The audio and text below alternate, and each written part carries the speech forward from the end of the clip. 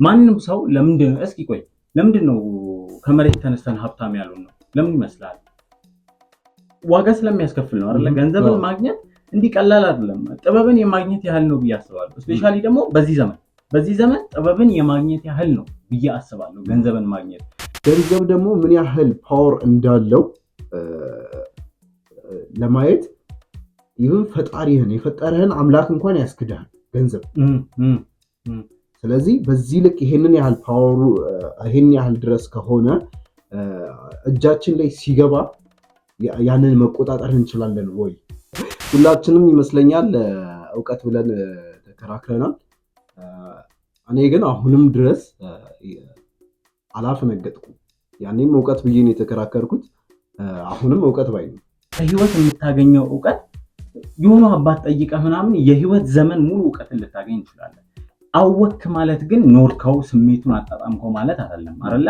የራሱ የሆነ ሂደት አለው። ለምሳሌ የ60 ዓመት አዛውንትን ወይም ሽማግሌን አግኝተህ ስለ ህይወት ብትጠይቃቸው ካለፉት አንጻር በጣም በሰከነ መንፈስ ብዙ ነገር ያስተምሩሃል። ያንን ነገር ስላወቅከው ብቻ አንተ ጠንካራ ነህ፣ አንተ ህይወት ገብተዋል ማለት አይደለም። ከየትኛው እውቀት ጋር ነው እያነጻጸር ነው ያለ ነው ገንዘብ ሆነባቸዋል። ለምሳሌ ለምንድነው ገንዘብን የፈለግከው ምናምን ብለህ አንድ ወጣትን ብትጠይቀው የህይወቱ ምናልባት 80% ችግሩ በገንዘብ ስለሚፈታ ይሆናል የፈለገው።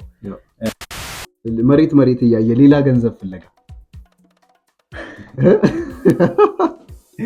ኦኬ አንተ ይሄ ነገር ባልሳሳት የሆነ ሁሉም ህፃናት ያለፉበት ነው ልበል? ኧረ ምን ህፃናት ብቻ ነው አሁን ድረስ ብላ መሬት ላይ ብር ካገኘው 1-2 ሳምንት 3 ሳምንት መሬት ላይ ገንዘብ ፈልጋለሁ። በቃ እዚህ ጋር እንጂ እዚህ ጋር ምናምን ነገር ማግኘት ነው የሚመስለኝ። አንድ ጤናዊ ሰው ነበረ ራካ ሐዋሳ ላይ መጥቶ ያው ተሞክሮን እያጋራ ስኬታማ ለመሆን ምን ማድረግ አለብን ስንለው ምንድነው የመለሰልን? አንድ ነገር ላይ ስፔሻላይዝድ ለማድረግ ሞክሩ አለ። ሁሉም ነገር ላይ ራፍሊ የሆነ እውቀት ከሆነ ያላችሁ ከናንተ የተሻለ እዛ ነገር ላይ ስፔሻላይዝድ ያደረገ ሰው ይኖራልና እናንተ ሳትሆኑ የመጀመሪያ ምርጫዎች ያ ሰው ነው የመጀመሪያ ምርጫ። ስለዚህ አንድ ነገር ላይ ስፔሻላይዝድ ለማድረግ ሞክሩ። ያለኝ ይበቃኛል ያሉት ምን ያህል ይዘው ነው የሚለውን እነሱም ቼክ ያደረጉት አይመስለኝም። የአሁኑ ትውልድ ላይ ግን ስትመጣ ይህን ሀሳብ ለመጣል ይሞክራል። ይህን ሀሳብ ለመጣል ሲሞክር ግን በተሳሳተ መንገድ እየጣለ ይመስለኛል። ይሸውድሃል። የተማረውና ወዴትም አይሸውድም። እሱ ዛጋ ቁጭ ብሎ የሆነ ፎርሙላዎች ምናምን ነገር ነው ሜቢ ተምሮ ያለው። እኔ ግን ከታች ጀምሮ ቢዝነሴን አውቀዋለሁ። እንዴት ራን እያደረኩት እንደመጣሁኝ እያንዳንዷን ነገር መግቢያና መውጫዋን ጠንቅቄ አውቃታለሁ። ሜቢ የሆኑ እውቀቶች ሊቸግሩኝ ይችላሉ፣ እቀጥራለሁ። ግን ደግሞ የቀጠር ሰው ግን አንተን ሊድ ሊያደርግ አይችልም። በቃ ፕሮፌሽኑን ነው የሚሰራው። በማንኛውም ሰዓት እኮ ውጣልኝ ይሏል መብቴ። ምክንያቱም የራሴ ነገር ነው። ገንዘብ የኃጢአት ሁሉ ስር ነው ይላሉ ሰው። ይሄ ገንዘብን ማግኘት ባለጠግነትን ምናምን ሲያስቡ የሆነ ኃጢአቱ ነው የሚታያቸው። ገብቷል። እውነት ግን መጽሐፍ ቅዱስ ላይ የተጻፈው ይሄ ቃል አውዱን ይዘን ምናምን ብናየው በስርዓት ለመተርጎም ብንሞክር እውነት ገንዘብ ኃጢአት ነው ራቁት ምናምን የሚል ሀሳብ ያለው ይመስላል። ለምን አስተሳሰብ እንደዛማ አይደል? ያ ራሱ መጽሐፍ ቅዱስም እኮ ይላል አይደል? ምንድነው በቃኝ አትበሉ። ያ ግን በቃኝ አትበሉ ይለና ለምሳሌ ኩፋሌ ላይ ደሞም አታባክኗት ደግሞ ይላል። አየህ ሶ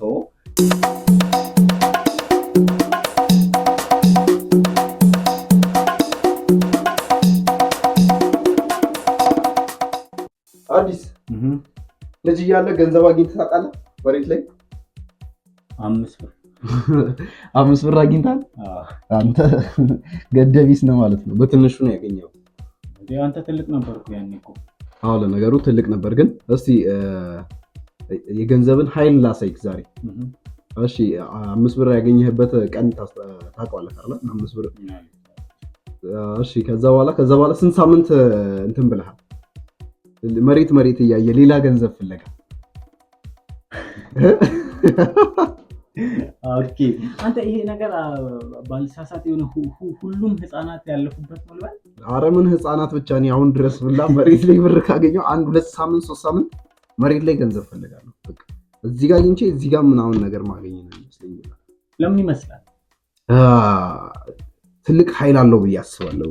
ገንዘብ አቅሙ የሆነ ልንቆጣጠር ማንችል ያህል የሆነ አቅም አለው ብዬ አስባለሁ። ገንዘብ ምንድን ነው እስቲ ምልከታክ ስለ የገንዘብ ፓወር ኦፍ መኒ? አሁን እኔ የተሳሳተ ነገር አለ ብዬ አምናለሁ። ማለትም ያን ያህል እዚህ ጉዳይ ላይ እንትን ብዬ ጥናት አድርጌ አንብቤ ምናምን አይደለም፣ ግን የሆነ የሳትነው ነገር እንዳለ ይሰማኛል። ለምሳሌ ወደ አባቶቻችን ብትመጣ ምን ይላሉ? ለምሳሌ ገንዘብ የኃጢአት ሁሉ ስር ነው ይላሉ። ሰው ይሄ ገንዘብን ማግኘት ባለጠግነትን ምናምን ሲያስቡ የሆነ ኃጢአቱ ነው የሚታያቸው። ገብተዋል። እውነት ግን መጽሐፍ ቅዱስ ላይ የተጻፈው ይሄ ቃል አውዱን ይዘን ምናምን ብናየው በስርዓት ለመተርጎም ብንሞክር እውነት ገንዘብ ኃጢአት ነው ራቁት ምናምን የሚል ሀሳብ ያለው ይመስላል። አይ እንደዛማ አይደል። ያ ራሱ መጽሐፍ ቅዱስም እኮ ይላል አይደል? ምንድነው በቃኝ አትበሉ። ያ ግን በቃኝ አትበሉ ይለና ለምሳሌ ኩፋሌ ላይ ደግሞም አታባክኗት ደግሞ ይላል። አየህ ሰው መጠቀሚያ ነው ገንዘብ፣ እሱም ማወቅ አለብህ። ምድር ላይ ህይወትህን ቀለል አድርገህ እንድትኖር መሰረታዊ የሚባል ነገር ነው ገንዘብ። እሱን አምናለሁ። ከዛ ግን የኃጢአት ሁሉ ስር ነው ምናምን የሚለው የአባቶቻችንን የሆነ ምልከታ አለ። አሁን እንዴት ነው በደንብ ላላብራራልህ እችላለሁ፣ ግን እንዴት ነው ገንዘብን ይፈሩታል አይነት ነገር ነው ባላቸው። ይሄ ያለኝ ይበቃኛል በሉ ይላል አይደል ቅዱስ ቃሉ።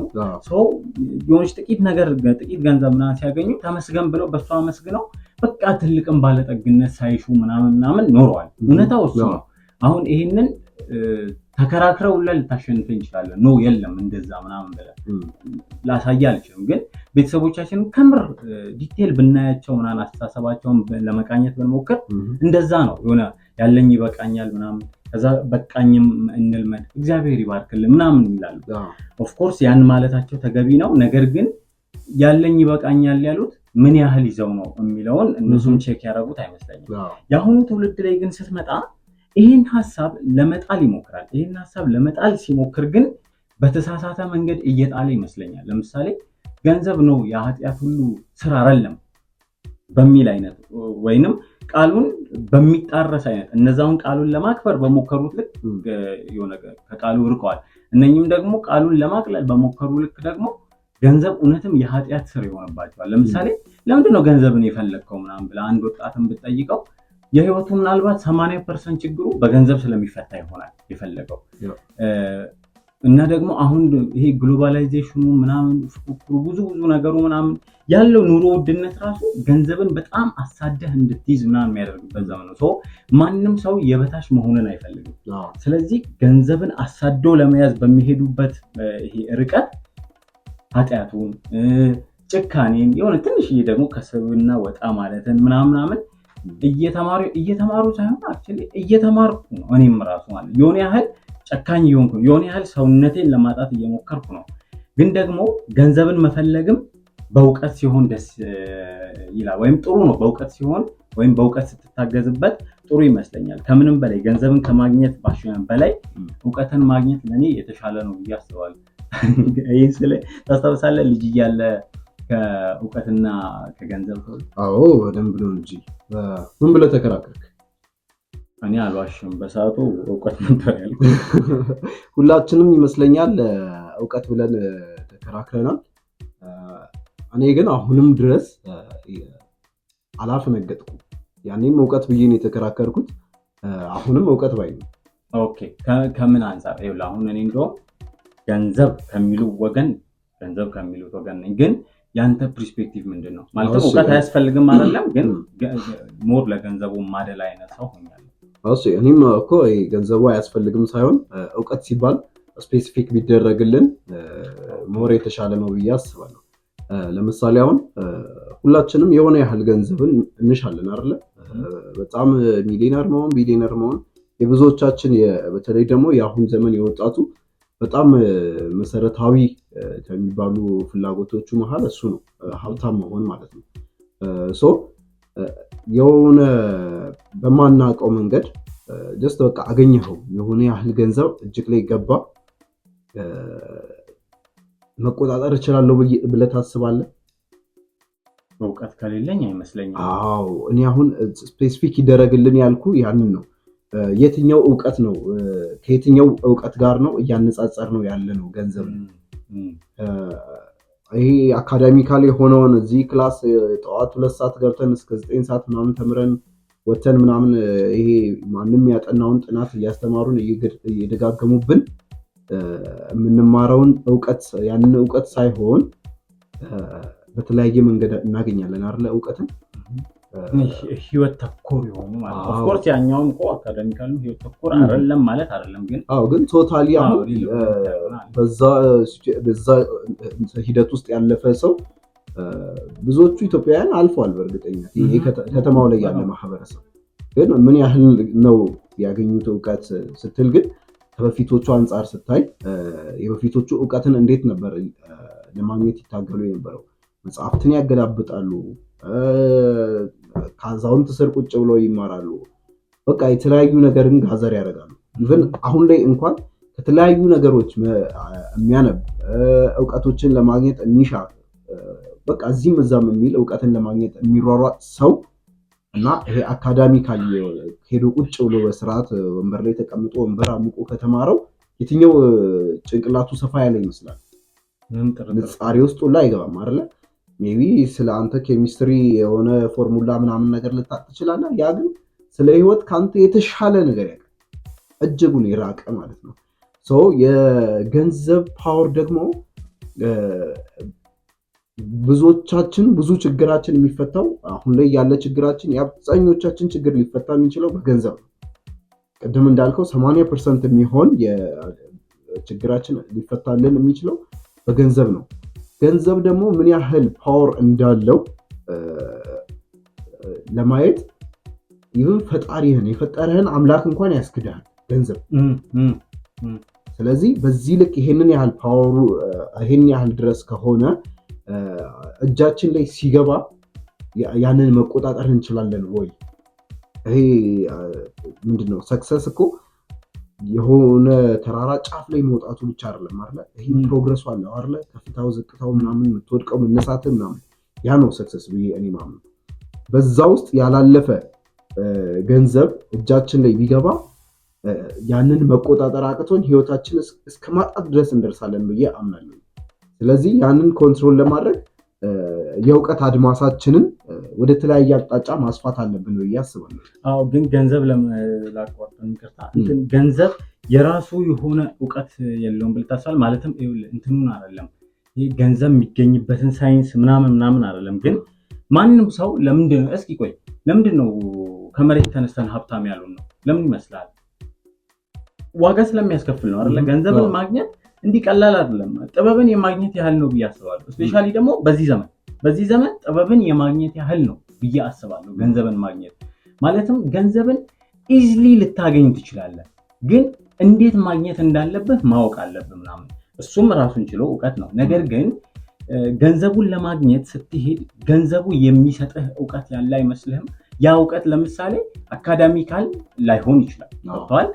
እሱ እውቀት ወይም እሱን ገንዘብን ለማግኘት በምትሄድበት ጊዜ የምታገኘው እውቀት በቂ ነው ብላ ታስብ? ለምሳሌ ሆነ ሞር ወደ ገንዘቡ ብዬ ማደላው ገንዘቡን ለማግኘት ማትወጣው ተራራ የለም፣ ማትወርዱ ቁልቁለት የለም። በደንብ ነው የምትለፋው።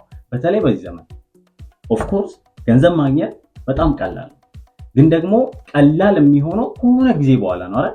የሆነ ሪትም ውስጥ እስክትገባ በጣም ነው የሚያለፋ። በዛ ውስጥ የምታገኘው እውቀት ገንዘብህን በደንብ ሃንድል እንድታረግ የሚረዳ አይመስልም? ስለዚህ ዴስቲኔሽናችን ምንድነው? ገንዘብ ማግኘት ነው። ወደዛ የምንጓዘው ደግሞ በተጓዘን ቁጥር እንዳልከው እውቀትን እያገኘንበት እንሄዳለን። ዴስቲኔሽናችን ላይ እንደርሳለን ማለት ነው። የሆነ ያህል የገንዘብ ሊሚት የለውም። በእርግጥ ዴስቲኔሽናችን ግን ወደዛ እንሄዳለን ነው። እንዴት እናድርግ መሰለህ? እንቁረጠው ይሄን ቦታ ሀሳቤ ብትንትን ነው ብሎ ግን እኔ ምን ብዬ አምናለሁ መሰለህ? በእርግጥ እሺ ይህ ሀሳብ በጣም የሚያከራክር በደንብ ሪሰርች ምናምን የሚጠይቅ ነው። ነገር ግን ሰው በጣም ያን ያህል አሁን ላይ ለእውቀት ቦታ መስጠት አለበት ብዬ አላምንም። ለእውቀት ስላይ ለምሳሌ ከህይወት ለምታገኘውም እውቀት አካዳሚካሊም ለምታገኘው እውቀት ያን ያህል ማለት እየተረዳኸኝ ከሆነ ሀሳቤን በጣም እዛ ላይ ፎከስ ማድረግ አለበት ብዬ አላስብም። ለምሳሌ ከህይወት የምታገኘው እውቀት የሆኑ አባት ጠይቀህ ምናምን የህይወት ዘመን ሙሉ እውቀትን ልታገኝ ትችላለህ። አወክ ማለት ግን ኖርከው ስሜቱን አጣጣምከው ማለት አይደለም አይደለ? የራሱ የሆነ ሂደት አለው። ለምሳሌ የ60 ዓመት አዛውንትን ወይም ሽማግሌን አግኝተህ ስለ ህይወት ብትጠይቃቸው ካለፉት አንጻር በጣም በሰከነ መንፈስ ብዙ ነገር ያስተምሩሃል። ያንን ነገር ስላወቅከው ብቻ አንተ ጠንካራ ነህ፣ አንተ ህይወት ገብተዋል ማለት አይደለም። ብዙ ሰው አሁን እንደውም በተለይ ወጣቱ እየተሳሳተ ያለው ብዬ ማስበው ያ የህይወት እውቀትን ምናምን ለማግኘት በጣም ይሯሯጣል። ያ አውቆታል። ነገር ግን ነገ ላይ ያ የህይወት እውቀት ፌስ የሚያደርግበት ጊዜ ይመጣል፣ ወይም ያንን የህይወት ቻሌንጅ ፌስ የሚያደርግበት ጊዜ ይመጣል። የዛን ጊዜ እንዲጸና ምናልባት ሊረዳው ይችላል እንጂ አሁን ላይ ላለው ህይወቱ ያን ያህል አይጠቅመውም። በፕሮግረሱ ቢማር የተሻለ ነው። አካዳሚካልም እንደዛው። ለምሳሌ ሁሉን አውቀ ለመጨረስ ምናምን መሞከር የለብህም። የሆነ ፕሮፌሽን ላይ ኤክሴል አድርገህ ትልቅ ገንዘብ ለመስራት ምናምን ረጅሙን ጊዜን ማጥፋት አለብህ ብዬ አላስብም። ከዛ ይልቅ ከህይወትም እየተማርክ በተለይ ደግሞ ሞር ገንዘብ የሚገኝበትን ሳይንስ እያጠናት አካዳሚካሉ ላይ ፎከስ ብታደርግ ጎን ለጎን ማስኬዱ የተሻለ ነው ብዬ አስባለሁ። ብዙ ሰው እንደውም አካዳሚካሉን ያስቀድምና ገንዘቡን ጎን ለጎን ለማስኬድ ሞክረው። ግን እኔ ኢምፖርታንት ብዬ ማስበው ከምንም የሚቀድመው መጀመሪያ ገንዘብ የምታገኝበትን ነገር ይሄ ቀዳሚ ማድረግ፣ ከዛ ባሻገር ግን አካዳሚካሉን ከዛም ደግሞ ከህይወት የምታገኘው ላይፍ ኤክስፒሪየንስን ደግሞ ምናምን ሼር እያደረግ ለህይወት እንዲጠቅመ እያሰናሰልክ ብትጠቀም የተሻለ ነው ብዬ አስባለሁ። ስለዚህ አሁንም አንተ ገንዘብ እናስቀድም ነው እያልክ ያለው እኮ። እናስቀድም ሚንስ እኮ ገንዘብን እናስቀድም ማለት ይኸውልህ እውቀትን እናስከትል እያልኩ አይደለም። ግን ይኸውልህ በጣም ይሄ ሜጀር የምትለዋል አይደል? ሜጀርና ማይነር እንደዛ ማድረግ አለብህ ብዬ አስባለሁ። ገንዘብ እንደውም እንደ ወንድ ልጅ ራሱ ስታይ እኮ አንተ ፕሮቫይደር ነህ አይደለ? በጣም ገንዘብ ማግኘት አለብህ። አሁን ላይ ነፍ መጽሐፍ ብታነብ ዛሬ ያነበብከው መጽሐፍ ዛሬ ህይወትህን አይለውጥም። ገብቶሃል? ዛሬ ወግመህ የተማርከው ትምህርት ምናልባት በጥሩ ውጤት እንድትመረቅ ሊያደርግህ ይችላል እንጂ የገንዘብ መንገድምና ሊያሳይ አይችልም። ገብቶሃል? እዛ ላይ በጣም ፎከስ ከማድረግ ይልቅ አሁን ፎከስ አናርግ አይደለም፣ ገንዘብ እንዴት ሊገኝ እንደሚችል በጣም ማጥናቱ፣ እሱ ላይ ፎከስ ማድረግ ገንዘብ ስለዚህ እሱን ስታጠና እውቀት ነው አይደል? ኦፍ ኮርስ ገንዘቡን እንዴት ማግኘት አለብኝ። ለምሳሌ አሁን አሉ አይደለ ዲጂታል ማርኬት የሚሰሩ ልጆች ምናምን ነገር አሉ። ቀጥታ ገንዘቡን ከማግኘታቸው በፊት ምን ያደርጋሉ? ግዴታ ስለዛ ነገር ማወቅ ይኖርባቸዋል አይደለ? ስለዚህ እውቀቱ ይቀድማል ነው። እሺ ዲጂታል ማርኬቱን ለምሳሌ ዲጂታል ማርኬት ላይ የሚሰሩ ልጆች ፕሮፌሽናቸው ምን ሊሆን ይችላል? አብዛኞቹ ተመሳሳይ ፕሮፌሽን ላይ ነው ያሉት። አካውንታንት ምናምን ማኔጅመንት ላይ ምናምን ያሉ ናቸው። ኢንጂነር ሊኖር ይችላል። ያልተማረ ምናምን ወይ 10 ወድቆ ምናምን አካዳሚካል አይደለም ነው። እኔ አሁን ስለ አካዳሚካል እውቀት ምናምን ትችዋል። እሱ ዛትማች ነሰሪ ነው ምናምን ሰው አይደለም። የሆነ ልጅ አንድ ሰው በስርዓት ከተማረ አካዳሚካል ላይ ከ1 እስከ 12 ድረስ በደንብ ከተማረ በቂው ነው ባይ ነው። የሆነ በቃ ጀነራል የሆነውን ነገር አውቆታል። ከዛ ከ12ኛ ክፍል በኋላ ያለው ራሱን ወደ ሆነ ነገር ውስጥ መክተቻ መንገድ ነው። ሜቢ አሁን ኢትዮጵያ ውስጥ ሳለክ የተለያዩ መጽሐፍት የተጻፉት በእንግሊዝኛ ምናምን ነገር ስለሆነ ጀስት እንግሊዝኛው አፍን እንድትፈታበት ምናምን እውቀቱ ያስፈልጋል። አዎ ትጠቀማለህ። ስለ ኮምፒውተር እውቀት ሊያስፈልግ ይችላል። መሰረታዊ ቤዚክ የሆኑ ነገሮችን ምናምን እስከ 12 ድረስ ትጨርሳለህ።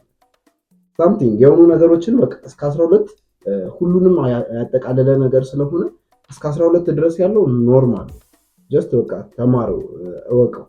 ከዛ ከ12ኛ ክፍል በኋላ ግን ይሄ ዩኒቨርሲቲ ገብተን የምናቃጥለው 5 እና 6 ዓመት እኔ ተገቢ ነው ባይ አይደለም። ከፈለግን ጎን ለጎን በሌላ ቶፒክ ራሱ እንመጣለን የትምህርት ፔዳጎጂ ላይ እሺ፣ ያው እንደዛ እናደርጋለን። ግን ከዛ በኋላ አንድ ልጅ እንዴት ገንዘብ ማግኘት እንዳለበት ማጥናት ነው ያለበት። ወይ ራሱን የሆኑ ነገሮች ውስጥ ከቶ ራሱን ለማግኘት ንግድም እኮ ከመሬት ተነስተ እንዲጨጥ ብለ የሆነ ነገር ከፍተ ምናምን ነገር እንትን ስላል ትርፋማ አትሆንም አይደል? ስለዚህ ካንተ ከቀደሙት ሰዎች እውቀትን ማግኘት ይኖርባል። ይሄ የዛኔ ነው እውቀት ቀድሞ እየመጣ ያለው። እውቀት ይቀድማል የምልህ ለዛ ነው። ታገኘዋለህ ገንዘቡን፣ ግን እውቀቱ ያስፈልጋል እንዴት ማኔጅ ማድረግ እንዳለበት። እሱን ደግሞ የትምህርት ቤት ሄዳ አይደለም የምትማረው፣ ህይወት ታስተምርሃለች። ካንተ የቀደሙት ነጋዴዎች ያስተምሩሃል። ያለህበት ቦታ በቃ የትም ይሁን። ኢቭን እኮ አሁን ላይ የሆነ ግንበኛ ቤት ያንጻል ምናምን ምንም ወረቀት የለውም ምናምን ነገር። ከዛ በኋላ ተምሮ የወጣው ኢንጂነርስ አብረው ሲሰሩ ማነው በጥያቄ የሚያስጨንቀው? ተምሮ የወጣው አይደለ? ያ ግንበኛ ያልተማረው ግንበኛ እንደዚህ ብታረግ እንደዚህ ይሆናል፣ እንደዚህ ብታረግ እንደዚህ እያለ ያለውን ነገር እውቀቱን ያካፍሏል። ስለዚህ ይሄ አቃጥሎ ከመጣው ይልቅ ይሄ የተሻለ ነገር ነበረው። ቀድሞ ገንዘብን ማግኘት ጀምሯል። ሜቢ የሆነ ነገር ላይ ገንዘቡን ለማግኘት በሚሄድ ጊዜ እውቀትን አግኝቷል። ስለዚህ የሆነ ነገር ላይ ኤክሴል አድርጋለሁ ምናምን እውቀቱ ያፈልገዋለሁ ምናምን ምትል ከሆነ ይሁን እንጀራ ሊሆን ይችላል። ግን የሆነ ፌራሪ መኪና ሲነዳ ምናምን ነገር የሆነ አንድ ወጣት ልጅ ብታይ ትምህርቱን ተምሮ ምናምን ነገር አለ ዩሲ ሰው ቀድመ እድሜክ ሳይሄድ በፊት ከ19 ዓመት ጀምሮ 30 ሳይሞላ በፊት እኚህን ነገሮች መጨረስ መቻል ነው። ትልቁም ኃላፊነታችን እሱ ነው ብዬ አስባለሁ። ባይዜ የማይጠበቅብን አሁን እኔ ብዙም ለማህበረሰብ ወይም ይሄ ከህይወት ለምንማረው ነገር በፕሮግረሱ እንማር ብዙ ማህበረሰባችን የሚያስተምረው ወይም ደግሞ ከኛ የቀደሙ ሰዎች ብዙ ከነሱ ብዙም አንዳንድ ነገሮችን አክሴፕት አንቀበል የምልበት አንድ ሀሳብ አለ። ለምሳሌ ምን የሚባል አባባል አለ? አንተ የቱን ያህል ሀብታም ብትሆን ምናምን ከቢዝነስ ማኔጅመንት ምናምን የተመረቀ ወይ አንድ አካውንታንት ምናምን ያጭበረብረ ኢዝሊ ሊሸውድህ ምናምን ይችላል። አንተ ማኔጅ ላታደርገው ገንዘብህን ትችላለህ። ጀስት በስም ብቻ ሀብታም ብትባል ትችላለህ የሚል አይነት ምክር አለ። በጣም ታየ ሰው ለሱ ስትል መማር አለበት ምናምን ይላሉ። አሁን እኔ እንደዚህ አይነት እውቀቶች ተገቢ ናቸው ብዬ አላስብም። ምልከታ ምንድነው? ከዛ አጋራለሁ። እሺ እኔም ይሄን ያህል ስግጥ ብዬ ምናምን እንትን የምል አይደለም። ይሄ ግዴታ መማር አለበት ምናምን ነገር ይሸውድሃል። የተማረው ነው ወዴትም አይሸውድም።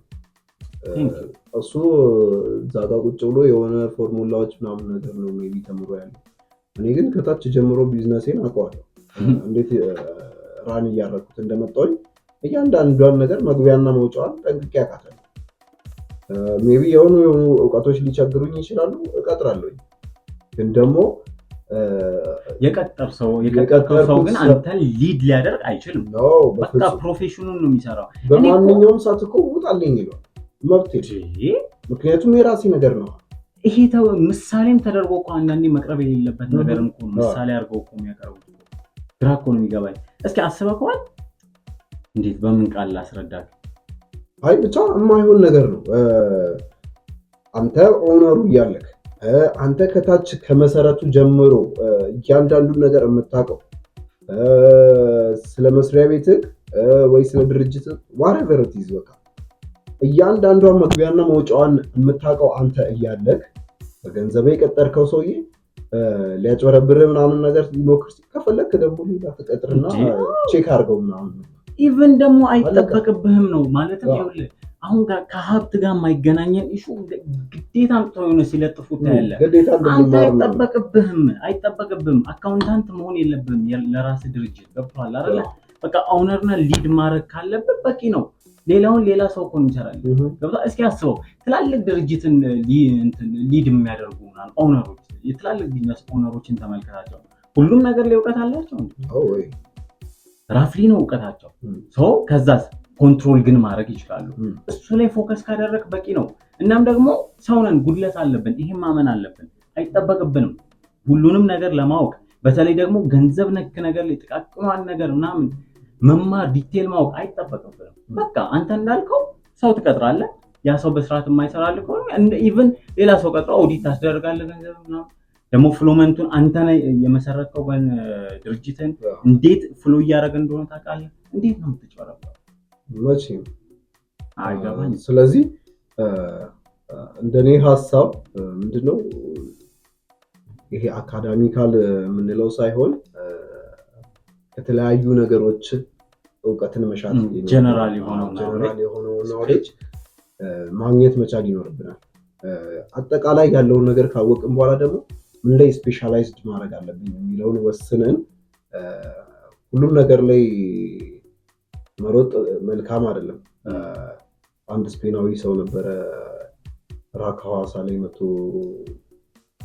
ያው ተሞክሮውን እያጋራ ስኬታማ ለመሆን ምን ማድረግ አለብን ስንለው ምንድነው የመለሰልን?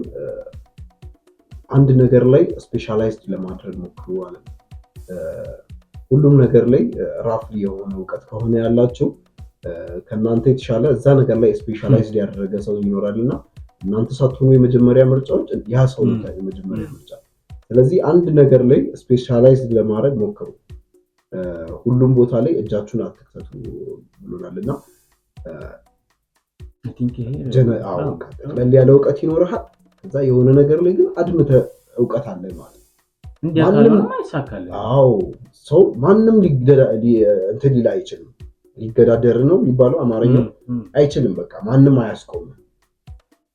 ኃይል እጅግ ላይ ያለ ያንን እውቀት ወደ ገንዘብ መቀየር ትችላለህ እንጂ ቀጥታ ገንዘቡን ማግኘት በነገር ላይ እውቀት አይፈልግም። አንዳንዴ ያለ እውቀት እንዲሁ አሉ ከአስተሳሰባችንን ህሊናችንን ድፍን አድርገን ምናምን ገንዘብ የምናገኝባቸው ሚንሶች አሉ። ያው ስለሱ ስለማናወራ ስለሱ ወደዛ ከሄድን ጀስት ኖርማል ይገኛል። ገንዘብ በጣም ቀላል የሆነ ነገር ነው ለማግኘት በዛ አይነት ሚንሶች ከሄድን። ግን ሃይማኖታዊ ምንን ከፈጣሪያችን የራቀን ሰዎች አይደለንም አብዛኞቻችን። ነገ ላይ ደግሞ ገንዘቡን ካገኘ በኋላ ህሊና ይወቅሳል። ከዛ ነፃ ለመሆን ብልሃቱ ምንድነው? ከዚህ ነገር ሳትርቅ ሃይማኖትህ ሳትርቅ ህሊና ሳይወቅስ ማህበረሰቡን ሳትገፋ ምናምን ነገር ሀብታም መሆን ከቻልክ በቃ እንዳንተ ሰክሰስፉል ሰው ማለት እንጂ በተለያዩ አይነት ሚንሶች ምናምን ነገር ማምጣቱ ከባድ አይደለም። ይመጣል ገንዘብ። ግን በዚህ ልክ ማምጣት ከቻልክ ትክክለኛ አንተ ጥበበኛ ሰው ነህ ማለት ነው። የዘመናችን ጥበበኛ ተብለህ አዋርዱ ሊሰጥ ይገባል ማለት ነው። በስማም ረጅም ሰዓት ግን ሀሳባቸው ምንድነው? እስኪ ኮሜንት ላይ አስቀምጡልን ሀሳባችሁን። አይ አካዳሚካል እውቀትን ሳይሆን ትምህርት ቤት ሄደን ተምረን ምናምን የምናገኘው እውቀት ሳይሆን እንደ አጠቃላይ ምናልባት የመጽሐፍ ቅዱስም እውቀት ሊሆን ይችላል አይደል? እሱም ትልቅ እውቀቶች ሁሉ ትልቅ እውቀት ነው።